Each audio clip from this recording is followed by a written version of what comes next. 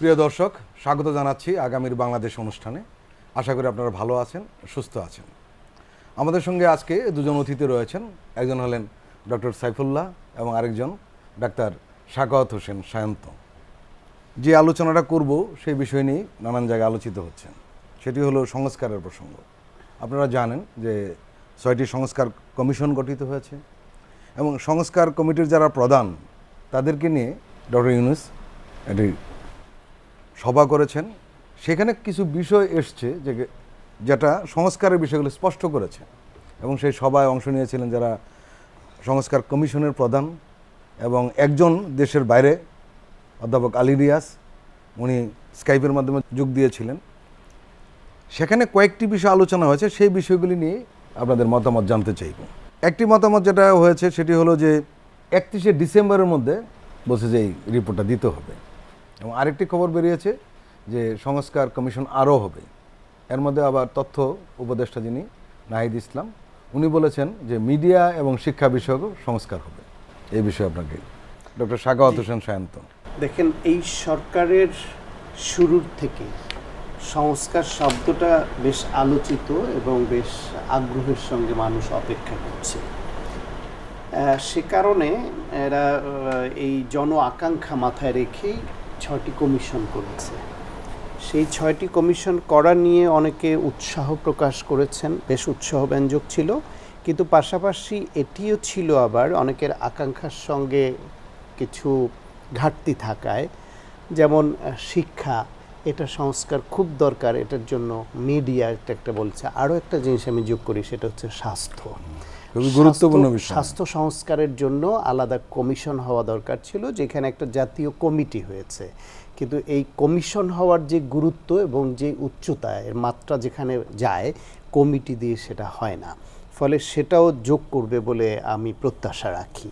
এখন এই সংস্কারগুলি করার জন্য তাদের শুরুতেই যখন ঘোষণা দেয় এবং 6টি কমিশনের 6 জন প্রধান নির্বাচন করা হয়, তখনই কিন্তু টাইম ফ্রেম বলে দেওয়া হয়েছিল যে 3 মাসের মধ্যে করতে হবে। তো সেই 3 মাসের মধ্যেই 31 ডিসেম্বর বলেছে, বরং 3 মাসের আর একটু বেশি সময় তারা পেলেন।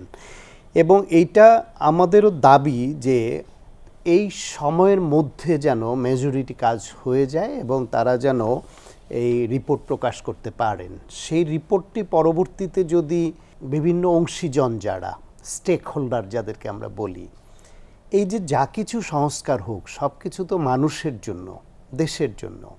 দেশ তো কথা বলতে পারে না, দেশের পক্ষে মানুষই কথা বলে। সুতরাং দেশের মানুষ যদি সেটা সায় দেয় যে হ্যাঁ, এই সংস্কার দেশের জন্য ভালো হবে, আমাদের জন্য ভালো হবে, এটা করা যায়, ফলে এটাকে একটু উন্মুক্ত আলোচনার জায়গায়ও নিয়ে যেতে হবে। ডক্টর সায়ন্ত, এখানে কিন্তু একটা কথা রয়েছে, সেটি হলো যে সভাটা হয়েছে সেই সভাতে কিন্তু আরেকটা কথা বলা হয়েছে, সেটি হলো যে দ্বিতীয় পর্যায়ে কি হবে। সংস্কার কমিশন তাদের সংস্কারের পরামর্শ দিলেন, দ্বিতীয় পর্যায়ে হবে তারা রাজনৈতিক দলগুলোর সঙ্গে এই সংস্কার নিয়ে কথা বলবেন।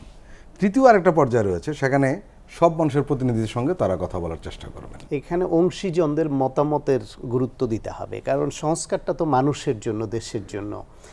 সেই দেশের মানুষ যে মতামতটা দিবে সেটাকে আবার কিন্তু ইনকর্পোরেট করতে হবে এবং এর সঙ্গে সংশ্লিষ্ট অন্যান্য যে স্টেক হোল্ডারদের মধ্যে যারা বিশেষজ্ঞ গ্রুপ আছে, বিভিন্ন সেক্টর, তাদের কথাও শুনতে হবে। এখন শুধুমাত্র এদেরকে প্রথম 3 মাস বা 3 মাসের কিছু বেশি সময় দেয়া হলো, কিন্তু পরবর্তীতে যে কতদিন দেওয়া হবে সেই টাইম ফ্রেমটা এখনই উল্লেখ করে দেয়া ভালো ছিল। তা না হলে যদি এই একটা ধরেন নির্বাচন কমিশন সংস্কার বা নির্বাচনের পদ্ধতি সংস্কার নিয়ে একটি কমিটি আছে, বা দুর্নীতি দমন নিয়ে আছে, সংবিধান নিয়ে আছে, এখন এই সংস্কারের এই যে বিষয়গুলি যাচাই বাছাই করতে, মতামত নিতে এবং ফাইনাল করতেই যদি 3 মাস করে এরকম 9 মাস জানতে চাচ্ছেন যে চূড়ান্ত সময়টা সব মিলিয়ে এইটা একটা প্যাকেজ হওয়া দরকার ছিল, যে 31 ডিসেম্বরের মধ্যে ওনারা সংস্কারের রূপরেখা ঘোষণা করবেন, তারপর এতদিন ধরে সেটা জনগণের মতামত বা বিশেষজ্ঞদের মতামত এবং রাজনৈতিক দলগুলোর সঙ্গে বসবে এবং চূড়ান্তভাবে আগামী এত মাসের মধ্যে আমরা সমস্ত সংস্কার যেটা হবে রাজনৈতিক দল এবং জনগণের সঙ্গে আলোচনা সাপেক্ষে সেটাকে আমরা ইমপ্লিমেন্টেশন দেখতে চাই। কারণ হচ্ছে এই সমস্ত সংস্কারের উদ্দেশ্য কী? উদ্দেশ্য হচ্ছে একটা ভালো নির্বাচন উপহার দেওয়া। এই সরকার তো বেসিক্যালি এই দেশ থেকে গণতন্ত্র, সুশাসন, মানবাধিকার, বাক স্বাধীনতা, সংবাদ মাধ্যমের স্বাধীনতা সব হরণ করে নেওয়া হয়েছিল, তাই তো? একটি ফ্যাসিবাদ কায়েম করা হয়েছিল, মাফিয়াতন্ত্র কায়েম করা হয়েছিল। সেইখান থেকে উত্তরণের জন্য হচ্ছে এই সরকার দায়িত্ব নিতে বাধ্য হয়েছে পরিস্থিতির কারণে, না হলে তো এই সরকার আসবার কথা নয়। সংবিধানে অন্তর্বর্তীকালীন সরকারের কথা তো নেই, সংবিধানে তো প্রধান উপদেষ্টার পদ বলতে কিছু নেই। সুতরাং এইরকম একটা বিষয় আমাদের কেন মেনে নিতে হচ্ছে এবং কেন আমরা এটাকে ওয়েলকাম করলাম? কারণ দেশটাকে ওই পর্যায়ে নিয়ে, এমন পর্যায়ে নিয়ে যাওয়া হয়েছে, সেখান থেকে উত্তরণের জন্য এর কোনো বিকল্প নেই আমাদের হাতে। এখন তাদেরকে আবার জনগণের নির্বাচিত প্রতিনিধিদের কাছে ক্ষমতা হস্তান্তরের যে প্রক্রিয়া, যত তাড়াতাড়ি তারা দিতে পারবেন তত তাড়াতাড়ি আমরা সাংবিধানিক পথে ফিরতে পারবো। দেশ কিন্তু এই মুহূর্তে যে চলছে এটা পুরোপুরি সাংবিধানিক পদ্ধতিতে চলছে না, কিন্তু এটা ডক্ট্রিন অফ নেসেসিটি, আমরা বাধ্য হয়ে এটা ওয়েলকাম করেছি। কিন্তু যত দীর্ঘায়িত হবে তত দীর্ঘমেয়াদী হবে অসাংবিধানিক পথে দেশের চলা। তার মানে এটা দ্রুত করতে হবে। সেই দ্রুত করতে গিয়ে এই কমিশনগুলো যাতে একটি সুষ্ঠু গ্রহণযোগ্য নির্বাচনের পথে যাওয়া যায় সেই সংস্কারগুলি করা, সেইখানে যদি এরকম দীর্ঘমেয়াদী হয় সেটা ঠিক হবে। Time frame package time frame, total complete time frame. Doctor Saifullah, সেদিনের সবাই কিন্তু আরও কিছু বিষয় আলোচনা হয়েছে, খুব গুরুত্বপূর্ণ বিষয়। এর মধ্যে একটি বিষয় হলো নির্বাচন কমিশন পুনর্গঠন করে ভোটার তালিকা হালনাগাদ করা হবে, একটি বড় কাজ। এ বিষয়ে আপনি কি বলবেন? সংস্কার কমিশন হয়েছে অনেকগুলো, আমরা কমিশনের প্রধানদের নাম জেনেছি, কিন্তু এই কমিশনগুলোর মেম্বার কারা এখনও আমরা জানি না। আমি এখানে একটা যোগ করি, ডক্টর সায়ন্ত যেটা বলেছিলেন, এটা বোধহয় দ্রুত হওয়া দরকার, না হলে সংস্কার কাজটা শুরু হবে কি? সেটাই বলছি, আমরা এখনো কমিশনের পূর্ণাঙ্গ রূপ দেখিনি। কমিশনের কতজন সদস্য থাকবেন, সে কমিশন, এই ধরনের কমিশন যখন গঠন হয়, একটা বিষয় আমাদের সবার খেয়াল রাখতে হবে যে এই কমিশনগুলোর কাজের ম্যাথোডোলজিটা কী হবে, কীভাবে কাজ করবেন, কি করবেন। আমরা শুনেছি জনপ্রতিনিধির মতামত নেবেন, জনপ্রতিনিধি নাই, রাজনৈতিক দলের মতামত নেবেন, রাজনৈতিক দল নিয়েও বিতর্ক আছে, উপদেষ্টারা বলছেন কাউকে কাউকে নেবেন না, বা যেহেতু একটা স্বৈরশাসন উত্তরণের এই সরকার, স্বৈরশাসকদের এখানে অন্তর্ভুক্ত হবে কিনা এই বিষয়টা আলোচনায় এসছে। এই সবগুলো নিয়ে যদি আমরা এই কমিশনগুলোর ম্যাথোডোলজিটা জানতে পারতাম তাহলে আমাদের কথা বলতে সুবিধা হতো। আবার আমরা এটাও দেখছি কোনো কমিশনের প্রধান বলে দিচ্ছেন আমি এটা করতে চাই, কমিশন গঠন হয়নি, কমিশনের সভা হয়নি, উনি সমাধান পাতলে দিচ্ছেন। এই আকবরে কথা বলাগুলো বন্ধ করতে হবে আমাদের। উনি সিদ্ধান্ত বলে দিচ্ছেন, এটা না হলেই ভালো হয়, কারণ এটা হলো ব্যক্তির সিদ্ধান্ত। হ্যাঁ, তাহলে এর মানে কি এটা উনি যেটা বলছেন কমিশন ওটাই রিকমেন্ড করবে? তাহলে তো কমিশনের দরকার ছিল না, ওয়ান ম্যান শো হলেই হতো। তো এই বিষয়গুলো আমাদের সবার সাবধান থাকতে হবে। আর আমাদের জাতি হিসাবে আমরা সবাই কি মাইক পেলে অনেক কথা বলতে চাই, বলে ফেলি, আমরা আসলে আমাদের পরিমিতি জানি না। যে বিষয়টি আপনি বলছেন ভোটার তালিকা, ডক্টর সায়ন্ত বলছিলেন যে আলটিমেট গোলটা হচ্ছে একটা ইনক্লুসিভ ইলেকশন করা। ইনক্লুসিভ ইলেকশনের নির্বাচনের একটা বড় এলিমেন্ট হচ্ছে ভালো একটা ভোটার তালিকা। অবশ্যই অবশ্যই। এখন এই ভোটার তালিকা নিয়ে যে রশি টানাটানি হচ্ছে ইলেকশন কমিশন কিংবা স্বরাষ্ট্র মন্ত্রণালয়, এইটার অধিকার সবাই চাইছেন। এখানে কি কোনো এমন মধু আছে যে ওটা আমার লাগবেই? এটার মধ্যে আমি যতটুকু শুনেছি সাইফুল্লাহ ভাই, এটা একটা সলিউশন হয়েছে, শেষ পর্যন্ত নির্বাচন কমিশনের কাছেই সেই তালিকাটা থাকবে, ওখানেই থাকা উচিত। এই জন্য বলছিলাম যে ওটা কোনো মধু আছে কিনা যে সবাই এটা নিজের পকেটে নিতে চাইছেন, নিজের টেবিলে আনতে চাইছেন, কেন আমরা জানি না। না, এটা একটা কারণ ছিল, তখন ছিল পুলিশি রাষ্ট্র, পুলিশ নিতে চেয়েছিল। এক কথায় যদি বলি, সেটা জনগণের সরকার ছিল না। রাইট, জনগণের সরকার জন আকাঙ্ক্ষা পূরণ করতে ব্যর্থ হয়েছে। এখন যেহেতু আমরা একটা ইনক্লুসিভ নির্বাচন চাই, ভালো নির্বাচন চাই, নির্বাচনের মতো যেরকম নির্বাচন বলবো সেরকম নির্বাচন চাই, তাহলে একটা ভোটার তালিকা এই নির্বাচনের একটা পূর্ব শর্ত। তো এই কাজটি সঠিকভাবে হবে, পুঙ্খানুপুঙ্খভাবে হবে, কোনো প্রকার সংশয় মুক্ত হবে, এটা জনগণের প্রত্যাশা। এবং এই কাজটি করতে হলে ভালো একটা কমিশন দরকার। 3টা বিখ্যাত কমিশনের কথা জানি যাদের বিচারের দাবি উঠেছে। এই ধরনের মামলা হয়েছে। বাংলাদেশে 12 কোটি মানুষ, অনেক শিক্ষিত, অনেক ডিগ্রি থেকে লোক আছেন, কিন্তু কয়জন ব্যক্তিত্ব সম্পন্ন লোক আছেন? যদি ব্যক্তিত্ব সম্পন্ন লোক আমরা দিতে পারি তাহলে সব লক্ষ্য করেছেন জি কমিশন সবে রিটায়ার্ড হয় কেন? এটা একটা আসলে রীতি, নর্মস, এটা কিন্তু আইন তো নাই। তাহলে এখন যদি হয়তো মনে করেন অভিজ্ঞ পোর খাওয়া লোককে দেবেন, পোর খাওয়া লোক যদি পেরে খেতে চান সেটা তো ভিন্ন কথা।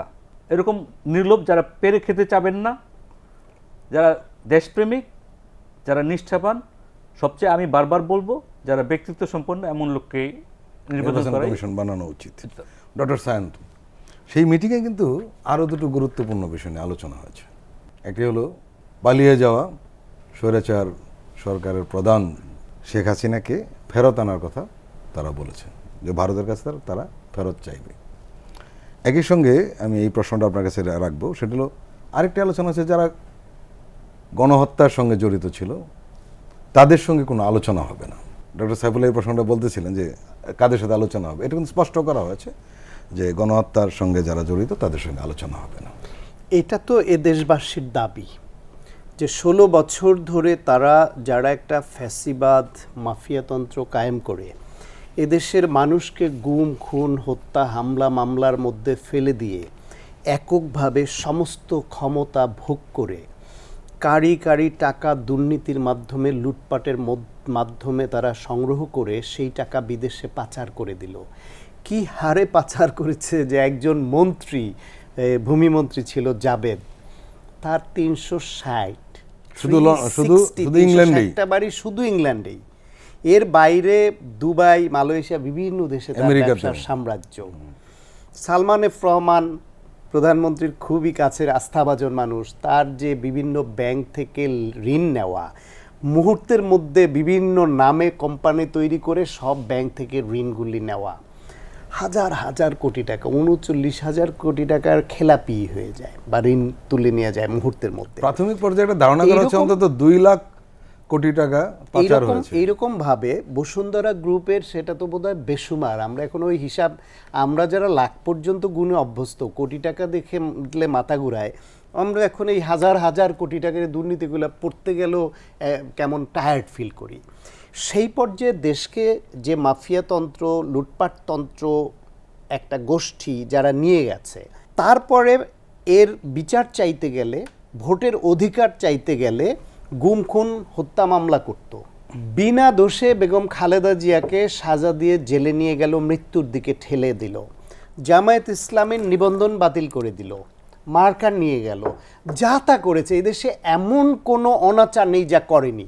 এমনকি এখন যিনি এই অন্তর্বর্তীকালের সরকারের প্রধান, তাকে পদ্মা ব্রিজে নিয়ে নাকি চুবুন দিয়ে উঠাবেন, এবং তাকে একবার না দুইবার। এবং একটা মজার ঘটনা, শান্ত আপনি জানেন বোধহয়, উনি যখন কোর্টে হাজির হতেন তখন লিফট বন্ধ করে দেওয়া হতো, উনি হেঁটে উঠতে বাধ্য হন। এবং তাকে এমন কোনো বাজে ভাষা নেই যা 3 বারের প্রধানমন্ত্রী বেগম খালেদা জিয়ার উপরে এবং বাংলাদেশের একমাত্র নোবেল লরিয়েট ডক্টর মোহাম্মদ ইউনূসের বেলায় প্রয়োগ করেনি শেখ হাসিনা। এত কিছুর পরেও তাদের কাছে কিন্তু এই ব্যক্তি, এই দল, এদের কিন্তু দাবি করতো যে আমাদের একটা ভোটের পরিবেশ ফিরিয়ে দাও, আমাদের মানুষ যেন ভোট দিতে পারে। সেটি না করে একটা পর্যায়ে ছাত্রদের সঙ্গে বৈষম্যমূলক আচরণ করার কারণে এক দফার দাবিতে সেটা পরিণত হলো সেই শেষ মুহূর্তে এসে গণহত্যা চালানো। একটা স্বাধীন দেশে আজকেও একজন বাবা, তিনি সিপিবির নেতা, তার সন্তান এই যুদ্ধে ছিল, ছবি দেখাচ্ছিল আমাকে যে পায়ে গুলি লেগেছে, একদিক থেকে গুলি গিয়ে আরেক দিকে বের হয়েছে। তখন আমি বললাম যে আপনার ছেলে তো তবু গুলি বের হয়ে বেঁচে আছে বা পাটা কেটে ফেলতে হয়নি, কিন্তু যার পুরো পা চলে গেছে, যার চোখ চলে গেছে, পঙ্গু হয়ে গেছে, কিংবা যে মা সন্তান হারিয়ে এসছে, তাদের কথা আমরা ভাবি। এইরকম একটা গণহত্যার দিকে যারা দেশকে ঠেলে দিয়েছে এবং প্রত্যক্ষভাবে হুকুম দিয়ে শেখ হাসিনা এটা করেছে, আওয়ামী লীগের নেতাকর্মীরা করেছে, আয়নাঘর বানিয়ে বছরের পর বছর নিরাপরাধ মানুষকে রেখেছে, সেই দল এবং সেই দলের নেতা নেত্রী তাদেরকে বিচারের আওতায় আনার আগে তাদের সঙ্গে কোনো রকম আলোচনা, এই সরকারের অংশীদার অনেকে আছেন, বাইরের আছেন, অনেকে আমরা একটু সুশীল হতে পছন্দ করি, কিংবা আমি যে মানবিক মানুষ এটা প্রকাশ করবার জন্য সাধারণ ক্ষমা ঘোষণা করে দিলে মনে হয় মানুষ আমাকে ভালো বলবে, অথবা বললাম যে হ্যাঁ দল নিষিদ্ধ করা এটা উচিত নয়, তাদেরও রাজনীতি করবার অধিকার আছে। উচিত নয়, অধিকার আছে। কখন অধিকার আছে? যখন আপনি আগে তদন্তের মাধ্যমে এই দলটির প্রত্যেকটা দোষী ব্যক্তিকে বিচারের আওতায় আনবেন, খুনিদের চিহ্নিত করবেন, মাফিয়াতন্ত্রকে আলাদা করবেন, ফ্যাসিবাদকে আলাদা করবেন, তারপর যদি দল বলতে আওয়ামী লীগ কিছু অবশিষ্ট থাকে, নেতা বলতে কেউ যদি নির্দোষ অবশিষ্ট থাকে, তাদের সেই অধিকার দিয়েন ভাই পরে। যতক্ষণ পর্যন্ত সে কাজটি করতে পারবেন না, ততদিন পর্যন্ত আমরা এই সুশীল বক্তব্য শোনবার জন্য মানসিকভাবে প্রস্তুত নই। এদেশের মানুষ প্রস্তুত নয়। যার সন্তান হারিয়েছে, যে শিশু বাবাকে হারিয়েছে, যে বোন তা বিধবা হয়েছে, যে বাবা সন্তান হারা হয়েছে, যে ভাই বোন ভাই হারা হয়েছে, যারা পঙ্গু হয়েছে, তাদের কাছে গেলে বুঝবেন তাদের কষ্টটা কি। আমি তো হারাইনি, আমি এখন চেয়ারে বসে সুশীল হওয়ার ভাব করছি, চেষ্টা করছি যে না, রাজনীতি করার অধিকার আছে, নিষিদ্ধ হবে না। নিষিদ্ধ করার কথা বলছি না, বিচারের আওতায় তাহলে আনেন। যদি বিচারের আওতায় আনতে না পারেন, স্ক্রুটিনাইজিং করে আলাদা করতে না পারেন, তাহলে সামষ্টিকভাবে ওই দল দায়ী। দ্বিতীয় বিশ্বযুদ্ধের পরে জার্মানিতে যদি নাৎসি বাহিনী, তাদের দল যদি নিষিদ্ধ হতে পারে, এই দেশেও হতে পারবে। যদি আপনি প্রকৃত অপরাধীদের বিচার করতে, বাছাই করতে ব্যর্থ হন, তাহলে দলকেই আপনাকে চিহ্নিত করে দলকেই আমরা এখন ডক্টর সাইফুল্লাহর কাছে যাব। ডক্টর সাইফুল্লাহ, একটি প্রসঙ্গ এসছে যে বাংলাদেশ থেকে বলা হয়েছিল যে জাতিসংঘে মোদির সাথে ডক্টর ইউনূসের একটি বৈঠকের ব্যবস্থা করার জন্য। প্রথম দিকে দিল্লি কিছু বলেনি। গেল বুধবারে তারা পররাষ্ট্র মন্ত্রণালয় থেকে জানিয়ে দিয়েছে যে এরকম একটি মিটিং হবে না। এর পেছনে কেন দিল্লি হঠাৎ করে এরভাবে মিটিং না করার সিদ্ধান্ত নিল, এর একটা মেজর কারণ হলো, যেটা জানা যায়, সেটি হলো পালিয়ে যাওয়া প্রধানমন্ত্রী, সাবেক প্রধানমন্ত্রী শেখ হাসিনাকে ফেরত চাইতে পারেন মোদি কাছে সেই মিটিংয়ে, এরকম একটা সম্ভাবনা রয়েছে। এখন ডক্টর ইউনূস যদি ফেরত চান, যদি মিটিং হতো এবং ফেরত চাইতেন, তাহলে কি হতো? তাকে একটা জবাব দিতে হতো, এবং জবাব যদি নাও দিত, সেটাও কিন্তু একটা জবাব কূটনীতিকে জানা যায়। কোনো কিছু না বললেও সেটাও একটা অর্থ বোঝায়। কিন্তু সেদিনের বৈঠকে, যে বৈঠকটি আমরা আলোচনা করছি, সেই বৈঠকে কিন্তু বলা হয়েছে যে যখন বিচার প্রক্রিয়া শুরু হবে তখন হাসিনাকে ফেরত চাইবে। বিচার প্রক্রিয়ার বড় অংশ কি? অভিযোগ, অভিযুক্ত। এখন বিচার প্রক্রিয়ায় যদি অভিযুক্ত অনুপস্থিত থাকে, তাহলে আমরা অনেক সময় পত্রিকায় দেখি অভিযুক্তর অনুপস্থিতিতে বিচার হয়েছে। ওনারা তখন এক সময় তারা অস্বীকার করেন যে আমরা উপস্থিত ছিলাম না, আমরা ভালো মতো ডিফেন্ড করতে পারিনি। তখন এই বিচার ন্যায় বিচার হয়নি।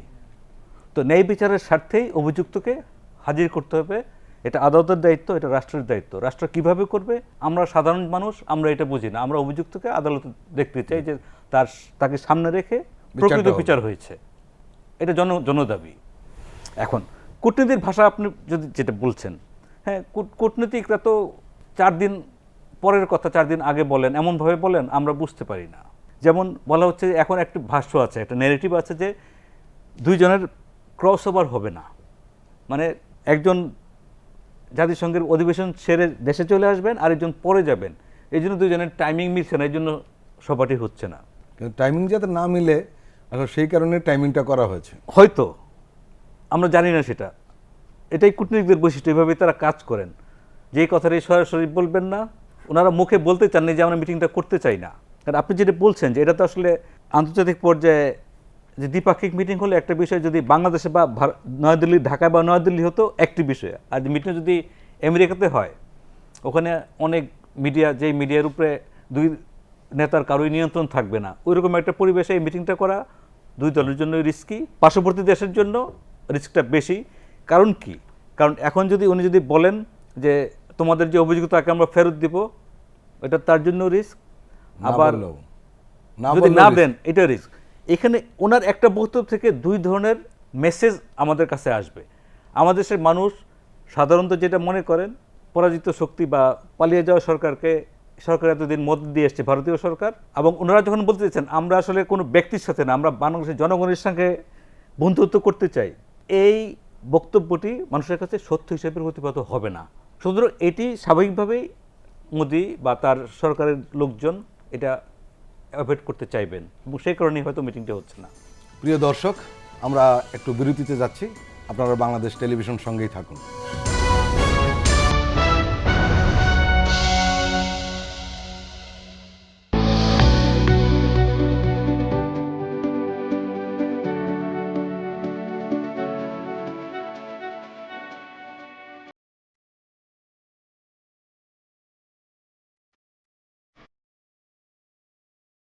আসছে অভিমত। চোখ রাখুন বিটিভির পর্দায়।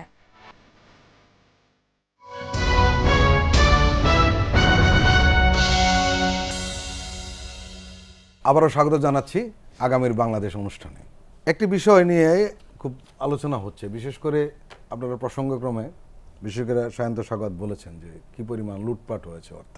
এবং আপনারা জানেন যে আওয়ামী লীগ সরকারের সময় ব্যবসা বাণিজ্যে বড় বড় কয়েকটি শিল্পগোষ্ঠী সরকারের ছত্রছায়ায় বিপুল সম্পদের মালিক, ব্যবসা বাণিজ্য, ব্যাংকিং এরা নিয়ন্ত্রণ করত এবং তারা সেই পুরনো নামটাও দেওয়া হয়েছে অলিগার্স বলা হয়েছে।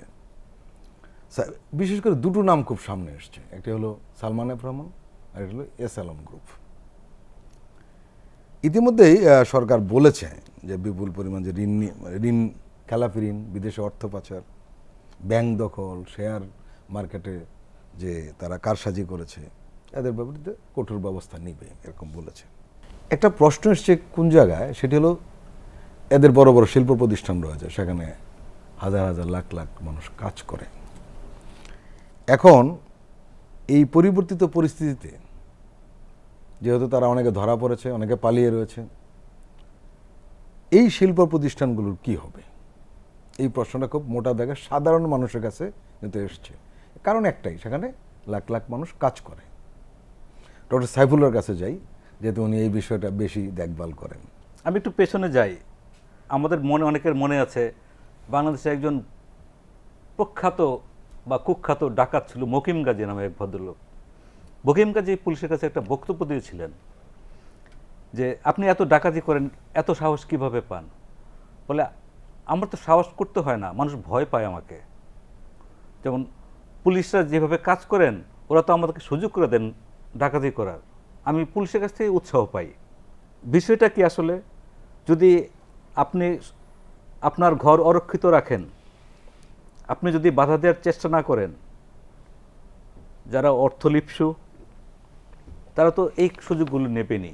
আমার মনে হয় এই বিগত সরকারের সময় এই কাজটি হয়েছে যে তুমি নিয়ে যাও তোমার স্বাধীনতা। এই চুরি করার স্বাধীনতাটা ছিল, জনগণের কথা বলার স্বাধীনতা ছিল না, কিন্তু চুরি করার স্বাধীনতা ছিল, লুটপাটের স্বাধীনতাটা ছিল। তো এই জন্যই ধরেন যে বিষয়টি আপনি অবতারণা করলেন যে এই শিল্পগুলোর কী হবে।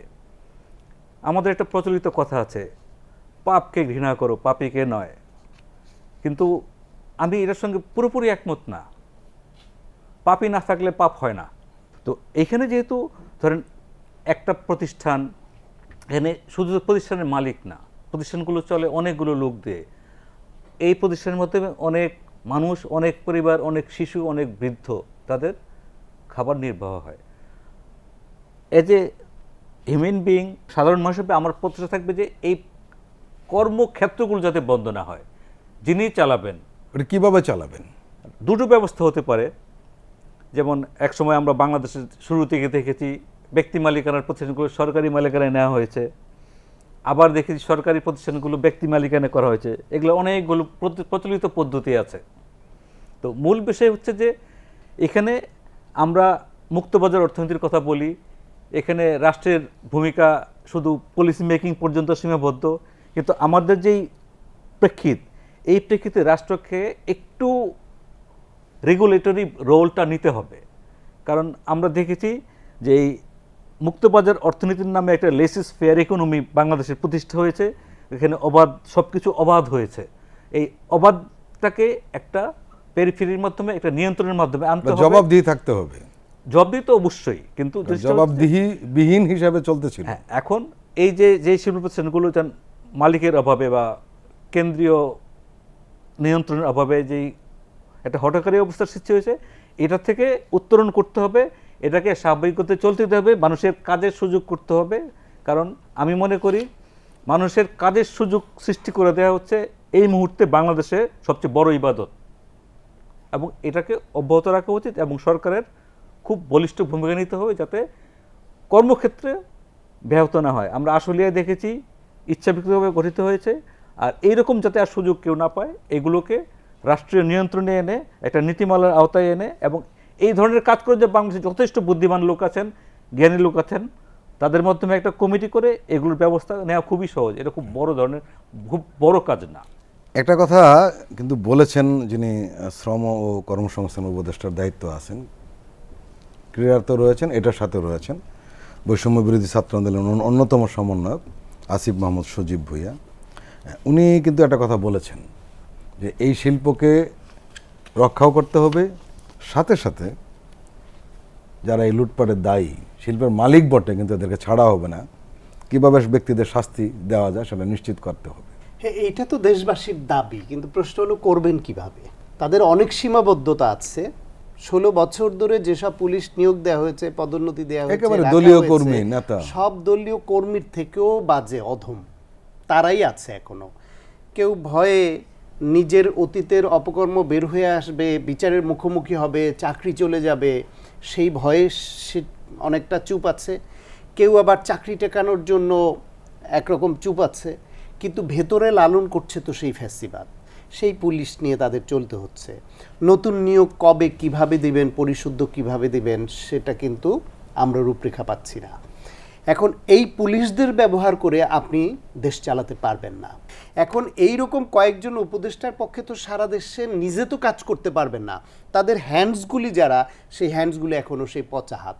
তাহলে কিভাবে করবেন? সেখানেই হিমশিম খাচ্ছে। নানানভাবে এই যে ইন্ডাস্ট্রিয়াল এরিয়া আনরেস্ট করে ফেলতেছে। বিশ্ববিদ্যালয়ে একই দিনে 2টা বিশ্ববিদ্যালয়ে 2টা জঘন্য খুন কি করে হয়? এর মধ্যে কোনো যোগসূত্র কোত্থেকে পরিচালিত হচ্ছে দেখেন। বৈষম্য বিরোধী ছাত্র আন্দোলনের মধ্যে যেসব আগে ছাত্রলীগ করারা ঢুকে পড়েছিল, তারা এই সরকারকে ওন করছে কতজন, এই সমাজকে ওন করছে কতজন? 16 বছর ধরে যারা গুম খুন হত্যা হামলা মামলার মুখে আন্দোলন সংগ্রাম করে এই দেশে গণতন্ত্র পুনরুদ্ধারের জন্য থাকলো, তাদেরকে ওন করছে কতজন? কিংবা তাদেরকে সবাইকেই আপনি ডিলিটেড করে দিতে চান? আওয়ামী লীগ যেরকম অ্যানিহিলেশন চাইতো, এরাও এখন যদি ঘোষণা দিয়ে জামাত বিএনপি অমক তমক প্রক্রিয়া এদেরকে অ্যানিহিলেশনের দিকে বক্তব্য দেয়, তাদেরকে আপনি দেখেন।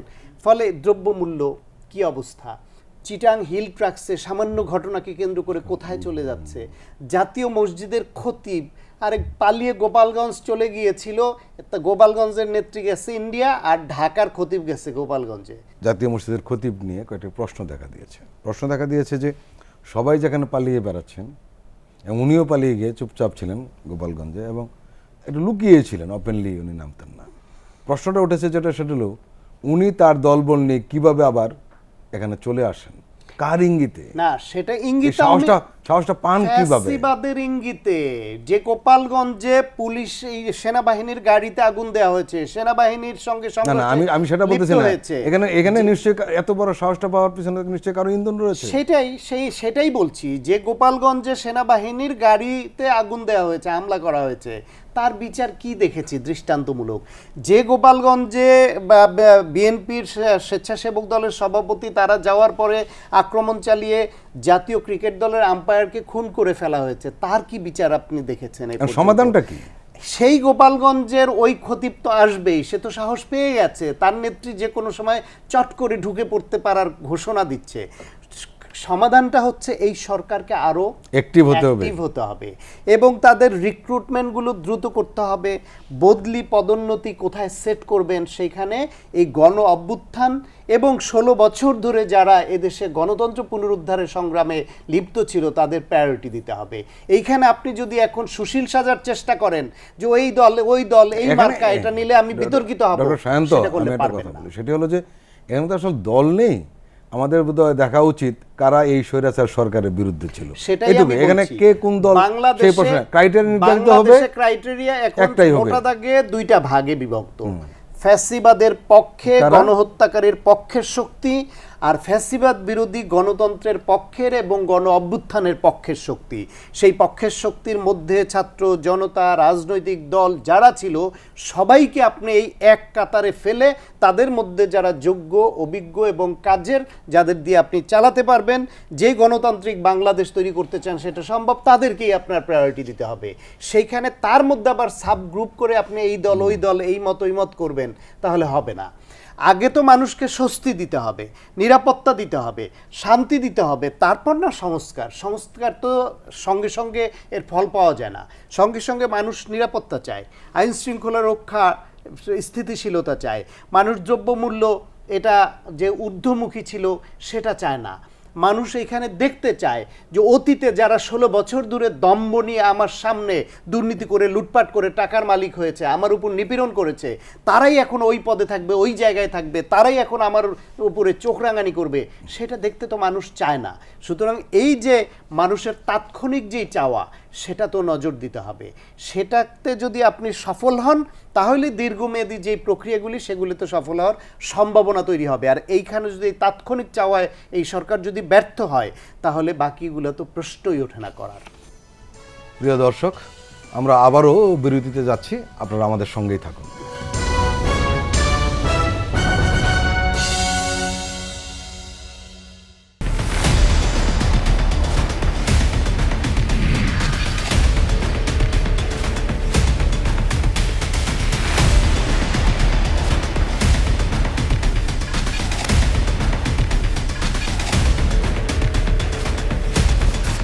নিপীড়নের গল্প, প্রযোজনা মোহাম্মদ হাসান রিয়াদ ও গোলাম মোর্শেদ।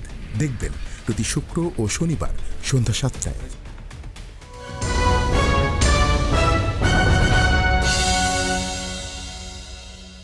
আবারও স্বাগত জানাচ্ছি আগামীর বাংলাদেশ অনুষ্ঠান দেখার জন্য। ডক্টর সায়ন্ত, আবার আপনার কাছে আসি, কারণ আপনি যে প্রসঙ্গের অবতারণা করেছিলেন সেটি হলো আসলে পুলিশ বিভাগের বা অন্যান্য জায়গায় যে লোকবলের সংকটটা দেখা দিয়েছে, সেই পুরনো মুখ, সেই স্বৈরাচারের সহযোগীরাই রয়েছে যাচ্ছেন, এবং এদের কারো প্রমোশন হচ্ছে, বদলি হচ্ছে, ঘুরে ফিরে একই চেহারা।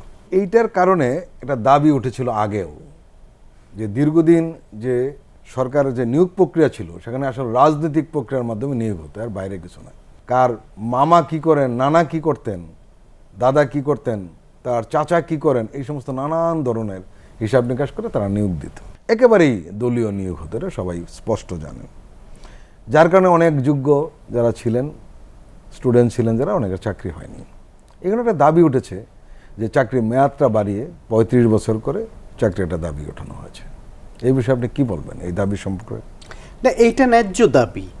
যদি কেউ নিয়োগ প্রক্রিয়া স্বচ্ছ থাকে, মেধার ভিত্তিতে কেউ যদি সেখানে সুযোগ পায়, তার বয়স যদি 2 বছর বেশি হয়ে যায় ক্ষতি কি? বয়স বাড়লেও সে তো অক্ষম হয়ে যায়নি। সুতরাং নিয়োগ প্রক্রিয়া স্বচ্ছ রেখে মেধার ভিত্তিতে এটা বয়স বাড়িয়ে দেওয়া উচিত।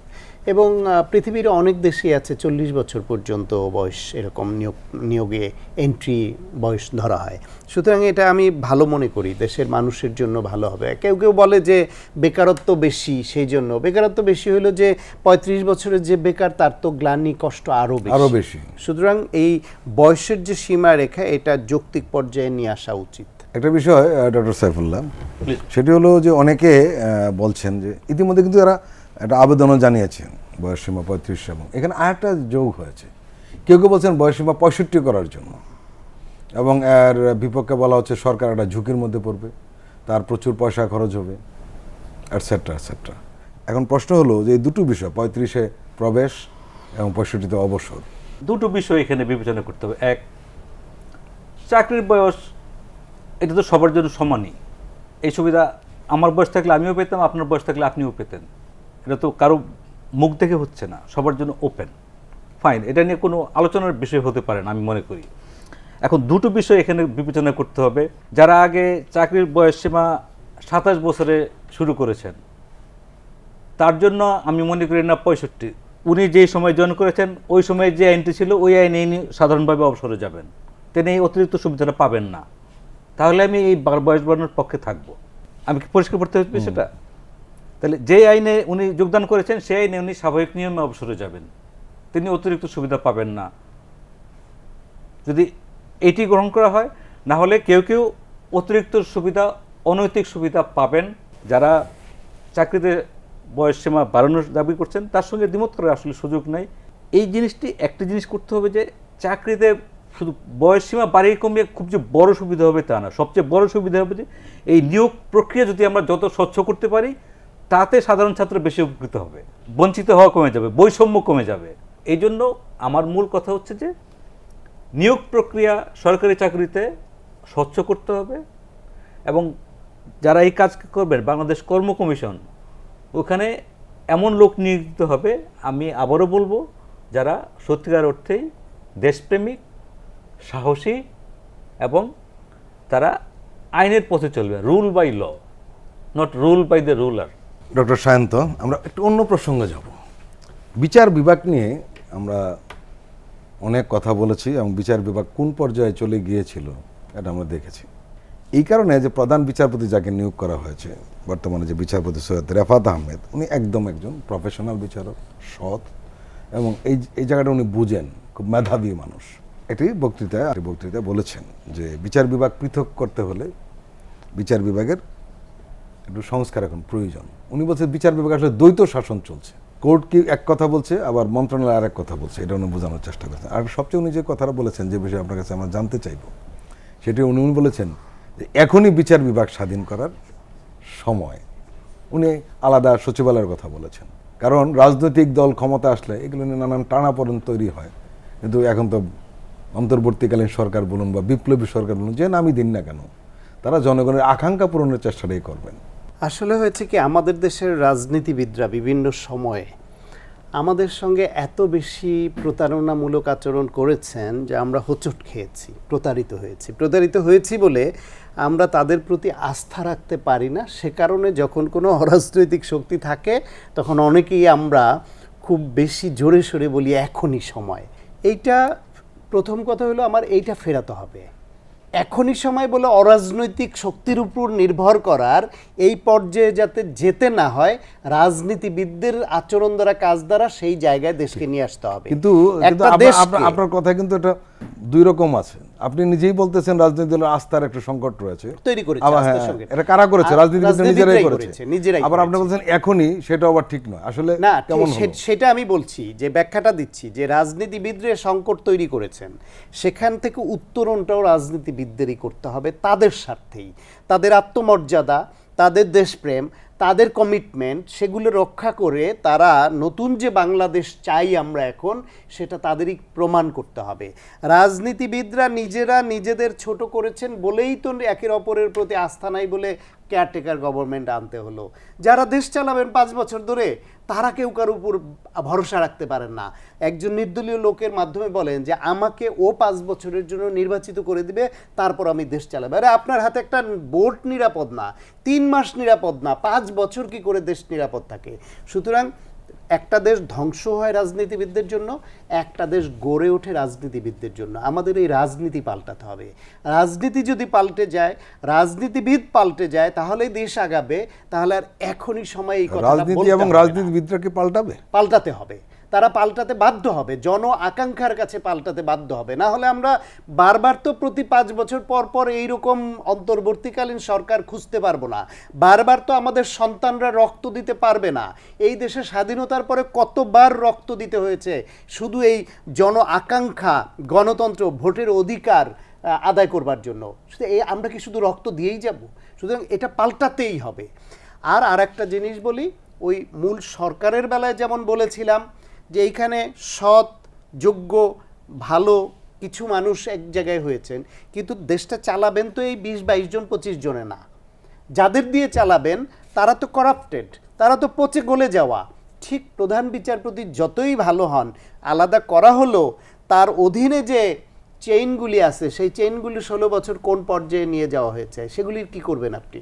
আর একটা কারেকশন আপনাকে একটু দেই, আমি দ্বিমত করি আর কি, সেটা হলো প্রধান বিচারপতি সিনহা পালিয়ে যাননি, তাকে ক্যান্সারের রোগী বানিয়ে দেশ ছাড়তে বাধ্য করা হয়েছে। আমি কিন্তু ওই বিচারকের কথা বলি নাই, বাধ্য করা হয়েছে। আমি বলেছি যে লাস্ট যে প্রধান বিচারপতি, উনি তো পালিয়ে গেছেন। হ্যাঁ, এখনকার প্রধান বিচারপতি পালিয়ে গেছে। সর্বশেষ এখন সেই ক্ষেত্রে আমরা উচ্চ আদালতের তরফ থেকে সবসময় শুনতাম, প্রধান বিচারপতি বক্তৃতায় নিজেই বলতেন যে নিম্ন আদালত দুর্নীতির আখড়ায় পরিণত হয়েছে। আর উচ্চ আদালত নিয়ে কেউ বলতে সাহস পেত না, কিন্তু কি পরিমাণ দুর্নীতি সেটা সিনহার বিদায়ের মাধ্যমে আমরা পেয়েছি, আর কিছু মামলার যে রায়, সেই রায়ের মাধ্যমে পেয়েছি। আর যখন বিচারক ওইখানে বসে বলেন যে আমরা শপথবদ্ধ রাজনীতিবিদ, কতটা পচে গলে দুর্গন্ধযুক্ত হলে তারা এই কথা বলতে পারেন, সেই পর্যায়ে গেছে। সেই জন্য পুরো দেশটাকে আসলে নতুন করে নির্মাণের কাজে হাত দিতে হবে এবং সেই কাজ শুধুমাত্র অন্তর্বর্তীকালীন সরকারের কিছু অরাজনৈতিক ব্যক্তির দ্বারা সম্ভব, এটা আমার বিশ্বাসে এখনো আসে না, ওই আস্থা পাই না। সেই জন্য আমার মনে হয় এই যে নানান রকমের আইন শৃঙ্খলার সমস্যা, প্রশাসনের সমস্যা, পুলিশের সমস্যা, ইন্ডাস্ট্রিয়াল এরিয়ার সমস্যা, বিশ্ববিদ্যালয়ের সমস্যা, ঘুরে ফিরে সে আগের চরিত্রই তো সবই আছে। এটাকে নতুন করে গড়তে হলে একটা জাতীয় ঐক্য দরকার। যে ৭২ সনে যেমন আমাদের একটা জাতীয় সরকার তৈরি হলে হয়তো অনেক কিছু ওইরকম change হতো। একদলীয় বাকশাল তৈরি হতো না, অনেক কিছু হতো না।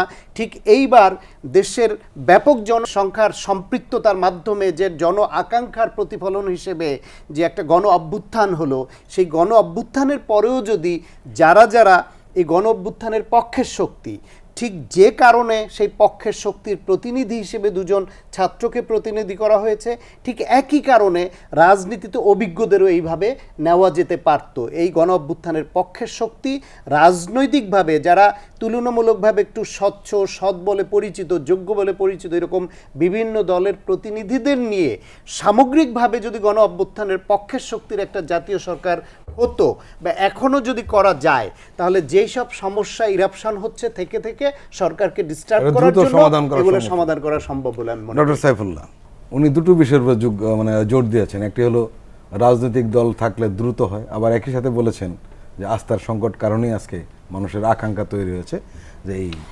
অন্তর্বর্তীকালীন সরকারি কিছু সমস্যার সমাধান করে যান। একটি বিষয় আপনি লক্ষ্য করেছেন যে সংস্কারের পেছনে কিন্তু রাজনৈতিক সংস্কারের জন্য তারা যে পদক্ষেপগুলো নিতে যাচ্ছেন, সেটি হলো এর মধ্যে অন্যতম হলো রাজনৈতিক দলগুলোকে হয়তো পাল্টাতে হবে। ডক্টর সায়ন্ত স্পষ্ট বলেছেন যদি তারা রাজনৈতিক দলের দৃষ্টিভঙ্গি না পাল্টান, আগের চরিত্র থেকে তারা না বেরিয়ে আসেন, তাহলে কিন্তু তারা নিজেরাই সমস্যা পড়বে। এই কথাটাই উনি বলার চেষ্টা করেছেন। আপনার কি মনে হয়? আমরা যখন যে কোনো সংস্কারের কথা বলবো, আপনি যখন সংস্কারের তত্ত্ব পড়বেন, ওখানে দেখবেন লেখা আছে এই সব সংস্কার করতে হলে রাজনৈতিক সদিচ্ছার দরকার। এখন রাজনৈতিক সদিচ্ছার জন্য তো ভালো রাজনৈতিক দল থাকতে হবে। অন্তর্বর্তী সরকার তো আর রাজনৈতিক সদিচ্ছা দেখাবে না আপনাকে, তার ওই প্রয়োজন নাই, সেই প্রয়োজনটা বোধ করবে না। আর তারা একটা উদ্দেশ্য নিয়ে এসছে না, যে আমি বলছি। সংস্কারের মাধ্যমে একটা সুষ্ঠু ভোটের মাধ্যমে যারা জয়ী হবে তাদের কাছে ক্ষমতা হস্তান্তর মূল করা। বিষয়টা হচ্ছে আমরা আসলে আমাদের মেমোরি, আমাদের আসলে ইনস্টিটিউশনাল মেমোরি নাই।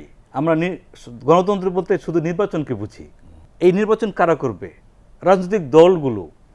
আপনারা অনেক সংস্কারের কথা বলছি, রাজনৈতিক দলের সংস্কারের কথা বলছি না। আমরা রাজনৈতিক দলের অভ্যন্তরীণ গণতন্ত্রের কথা বলছি না। সংসদ সদস্য মনোনীত হবেন, কিভাবে মনোনীত হবেন, এটা রাজনৈতিক দলরা মনে করে এটা আমাদের ব্যাপার। কিন্তু আমরা ভোটার, আমরা ওখানে কথা বলতে পারবো না যে তোমরা কিভাবে নমিনেশন দিবে, এখানে আমাদের কথা বলার আছে। প্রার্থী কারা হবে, সেটা প্রার্থী জানা কারা নেই। হতে পারে আমরা এটা বলে দিতে চাই যে এরকম প্রার্থী দাও। আমি ভোটার হিসেবে এই অধিকারটা আমার থাকতে হবে। সামগ্রিক অর্থে এই সংস্কারের পাশাপাশি আরও দুটো সংস্কারের কথা আমি বলবো। একটি হচ্ছে রাজনৈতিক দলসমূহের সংস্কার, আরেকটা হচ্ছে খুব দ্রুত একটা কমিশন গঠন করা উচিত। বাংলাদেশের এই খাতটাকে ধ্বংস করে দেওয়া হয়েছে, সেটা হলো স্থানীয় সরকার। অতি শীঘ্র একটা স্থানীয় সরকার কমিশনও দরকার, কারণ এই রাজনৈতিক সংস্কারের সাথে স্থানীয় সরকার অঙ্গাঙ্গিভাবে জড়িত। তো স্থানীয় সরকার সংস্কার কমিশন না করলে তাদের যেইভাবে তাদের ভোটিং প্যাটার্ন তৈরি করে এটাকে রাজনৈতিক ইউনিয়ন গ্রাম পর্যায়ে রাজনীতিকে ছড়িয়ে দেওয়া হয়েছে, গ্রামে গ্রামে বিভক্তি সৃষ্টি করা হয়েছে। এগুলো ঠিক না করে আসলে জাতীয় রাজনীতি ঠিক হবে এটা আশা করা আমার একটু দূরও হবে। তবে আমার এই জন্য আমার প্রথম কথা হচ্ছে যে রাজনৈতিক দলগুলোর সংস্কার করতে হবে, এবং এই রাজনৈতিক দলের সংস্কার তো সরকার করে দিতে পারবে না। এই দায়িত্ব প্রত্যেকটা রাজনৈতিক দলকে নিতে হবে, এবং সবগুলো রাজনৈতিক দলকে এই জিনিসটা বুঝতে হবে যে রাজনীতি আর আগের মতো চলবে 90 না। দশক 80 দশকে নেই। আমরা পরিবর্তিত পরিস্থিতির সঙ্গে, আমরা যখন ক্লাইমেট চেঞ্জ নিয়ে কথা বলি, আমরা বলি অ্যাডাপ্টেশন। এই পলিটিক্যাল পার্টিগুলোর Adaptation পরিবর্তিত করতে হবে। পরিস্থিতির সঙ্গে খাপ খাইয়ে নেওয়ার জন্য তৈরি হতে হবে, নাহলে তারা পিছিয়ে পড়বেন। তো আমি সবার প্রতি, যারা রাজনীতি করেন এবং আমরা যারা রাজনীতি বোঝার চেষ্টা করি এবং যারা কিছু না বুঝলেও ভোটের সময় ভোট দিতে চাই, যেই অধিকারটা আমরা এতদিন পাইনি, এই অধিকার যখন প্রয়োগ করার সুযোগ পাবো, আমরা যাতে এই বিষয়গুলো আমরা দাবি করতে পারি, আমাদের কথা রাজনৈতিক দলগুলো শুনবেন, এই প্রত্যাশাই করি আমি। ডক্টর সাইফুল্লাহ এবং ডক্টর সাখাওয়াত হোসেন সায়ন্ত, আপনাদের দুজনকেই ধন্যবাদ আমাদের সময় দেওয়ার জন্য। প্রিয় দর্শক, আজকের অনুষ্ঠান আমরা এখানেই শেষ করব। আপনারা ভালো থাকুন, সুস্থ থাকুন, বাংলাদেশ টেলিভিশনের সঙ্গে থাকুন।